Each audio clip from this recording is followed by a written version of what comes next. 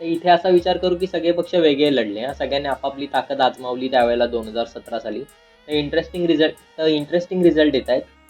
Shiv Sena UBT फक्त 32 दिसते, जिथे त्यांना 84 मिळाले होते, पण ते सेकंड पोझिशनमध्ये 81 जागांवर आहेत.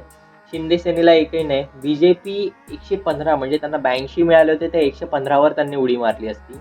काँग्रेस 31 होते, त्यांची 46वर उडी. म्हणजे इथे असं दिसतं की हे दोन्ही पक्ष फुटले नाहीत. त्यामुळे त्यांची मतं इनफॅक्ट त्यांच्या सीट्स वाढल्या, त्यांच्या सीट्स कमी नाही झाल्या.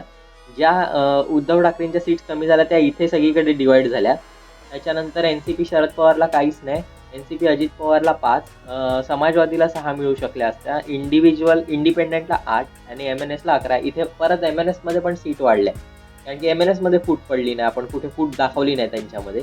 एमआयएमला 4. तर ह्या असा फरक पडू शकला असता जर सगळ्या पार्ट्या वेगळ्या लढल्या असत्या तर.